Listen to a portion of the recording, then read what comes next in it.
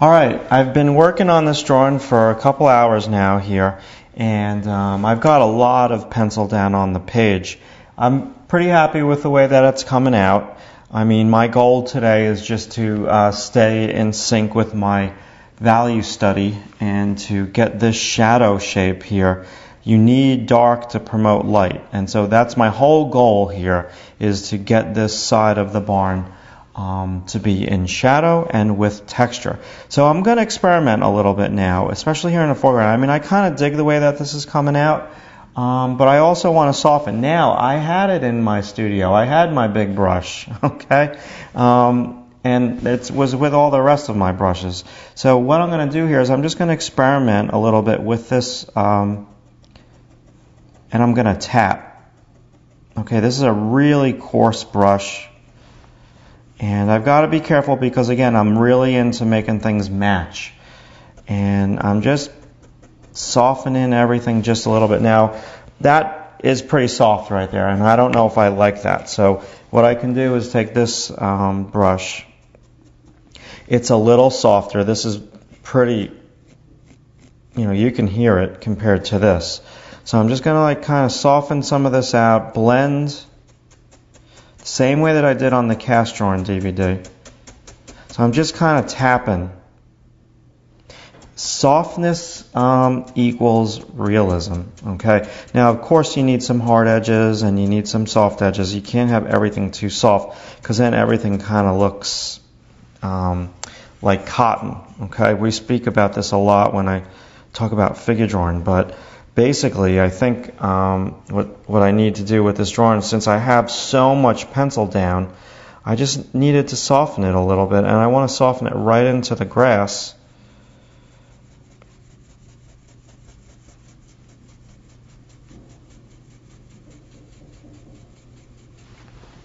Yeah, already I like it much better.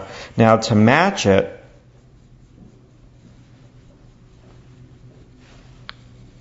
I have a ways to go with the grass, but yeah, that's all I'm going to do. Let's not overwork it, and hopefully I have some sharp pencils here. Oh God, just started a video and I don't.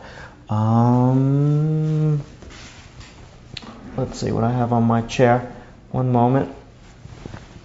Okay, but you got one sharp pencil. So now what I'm going to do is once I soften that, now what I'm going to do is I'm just getting a sense of how big this is on the screen for you. Let me move this over. I don't care that it's crooked this time around. I'm just going to layer on top. I do see nails in these shingles. It's really dark. I'm studying my reference. I'm looking at it a lot more now. And I'm just trying to, once I go over that soft texture, and now I kind of go on top of it with the pencil, so I layer, and something just magical happens. I mean, it just starts to look pretty realistic. I think it would just take me forever if I didn't use the brush. And, I kind of like the technique with the brush, so I'm going to go with what I like and not question it so much as to, is it traditional, is it right, is it wrong? Okay, so I think I want to keep going dark with this.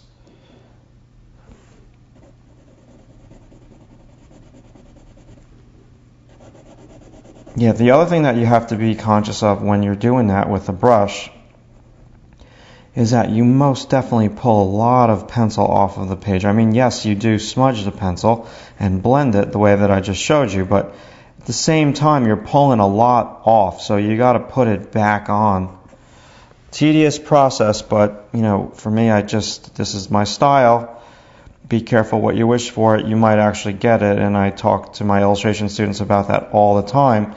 If you want to be realistic and you want to become a digital artist, a traditional artist, or whatever, doing realism, you're going to be sitting in front of the easel for a long time doing this, so you have to love it. And so yeah, and you have to love your end results. I always like to look at it when I'm done and be like, damn, that looks pretty freaking good.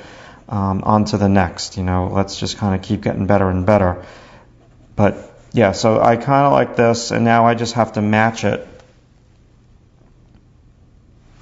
I'm taking my time with it. Let's go down to the stones, because this is pretty much how I'm trying to get right here, is how I'm going to try to get the rest of these shingles to look. So there's some rich, deep blacks, but they're not going to draw my eye in. Right now this is drawing my eye in because I didn't do the window yet.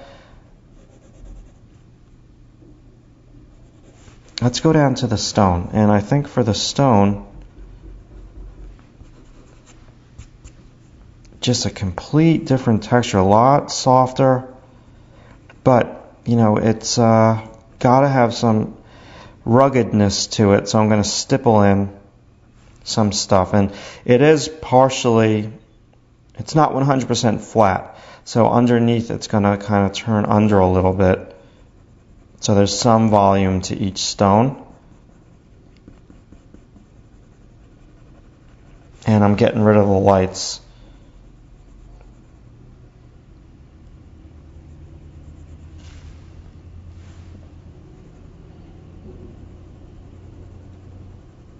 Okay, cool.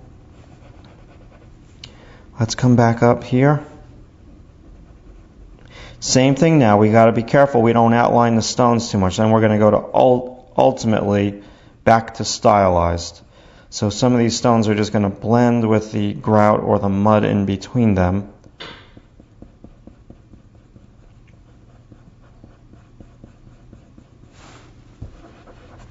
Just using my finger because it's quicker.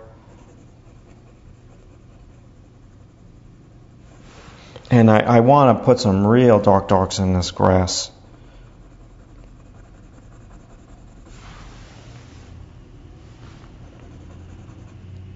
I think we should finally get rid of these lights. Let's see what this image is going to look all in shadow.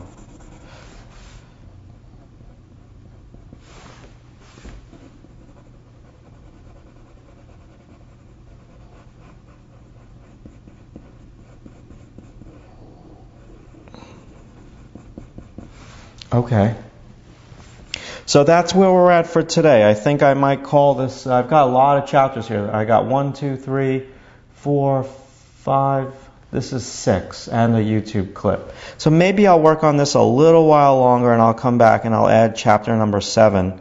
I'll start to work on these stones a little bit, or maybe, I'll really just try to finish this wall here of wood. And it looks like wood to me. This does look like wood. This I've got to work on a little bit more. I've completely neglected the door. That's something that I've got to work on big time. So yeah, I'll come back. I'll work on it a little more. I'll come back one more time in this part 4. And then I think this one is going to need a part 5. Just because now what I have to do is focus on the girl, finish the grass, finish the geese, and finish this tree, which is a lot. It's a lot right there. But yeah. Okay, we'll be back.